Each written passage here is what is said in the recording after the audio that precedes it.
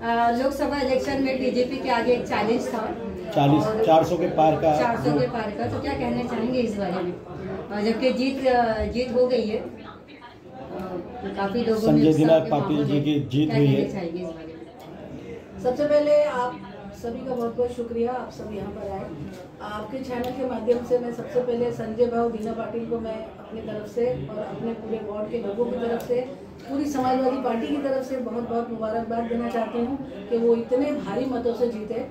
जबकि बीजेपी का एक चैलेंज था, बहुत यहाँ के जो बीजेपी के कैंडिडेट थे बहुत हिंदू मुस्लिम वाली बातें कर रहे थे, लोगों को वर्गला रहे थे, लेकिन हमारे सारे हिंदू भाई और मुस्लिम सारे जाति धर्म के लोगों ने मिलकर इंडिया गठबंधन को जिताने का काम किया और ये हमारे लिए बहुत ही फख्र और खुशी की बात है।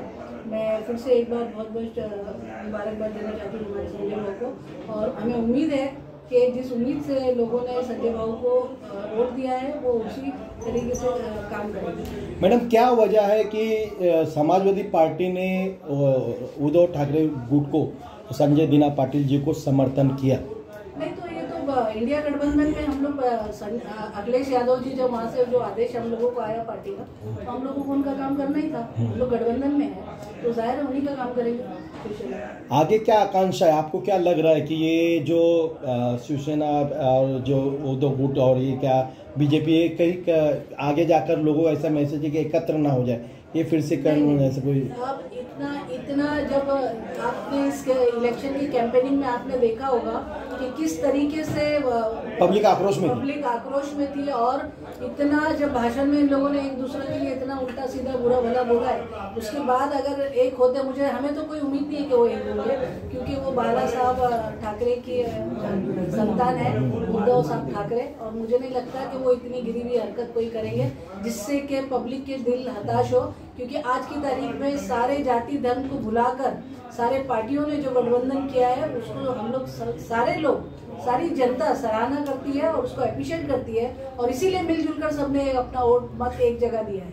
ये जो हिंदू मुस्लिम की गंदी राजनीति बीजेपी खेल रही थी, उसका वन साइड से मुस्लिम समर्थकों ने निषेध किया हुआ है और वन साइड वोट गिरा है संजय भाऊ। सबसे पहले आप अगर मोदी जी को ही अगर आप देख लें तो मोदी जी की जो सीट है उस पे ही सबसे ज्यादा उनकी बुरी तरह से जीत हुई है।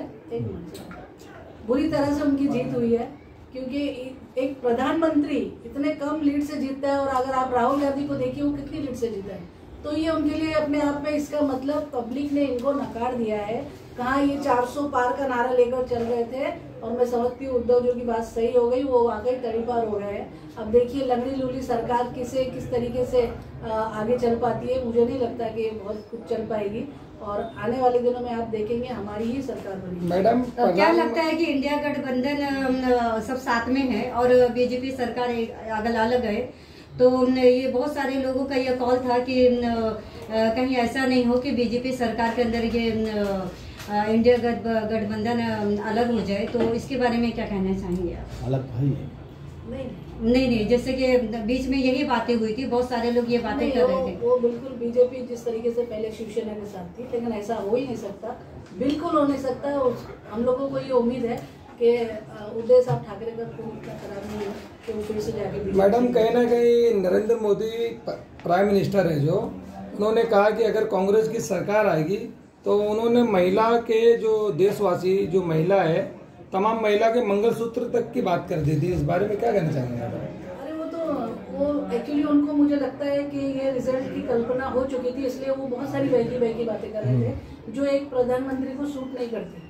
प्रधानमंत्री की गरिमा क्या होती है, उसके पद की गरिमा क्या होती है, वो बिल्कुल समझ ही नहीं पा रहे थे, और उन्होंने बहुत ही तुच्छी बातें, बहुत छोटी बातें, हिंदू मुस्लिम की बातें, मंगलसूत्र की बातें, और पता नहीं कितनी गिरी हुई बातें उन्होंने की, और देश इस चीज को समझ रहा है कि वो प्रधानमंत्री पद के लायक ही नहीं है। बस इन्होंने हिंदुत्व का नारा दे के लोगों के भावनाओं से खेला, लेकिन आज हिंदू भी जागरूक हो चुका है, और हर जाति वर्ग धर्म का इंसान जाग चुका है, और उनको पता है हमारे लिए क्या सही सरकार है और कौन सी गलत। इसीलिए इतना खराब रिजल्ट बीजेपी का आया। अदरवाइज 10 साल जो सरकार में रहा, उसकी अगर इसी दुर्दशा इतनी खराब हो रही है, तो इससे मैं समझती हूँ गिरी विवाद कोई नहीं हो सकता। मिनी पाकिस्तान कहकर मनोज कोटेचा जी ने यहाँ किया था कि गोंडी शो है ना, मिनी पाकिस्तान से कह दिया था, उसकी वजह से काफ़ी पब्लिक आक्रोश में थी।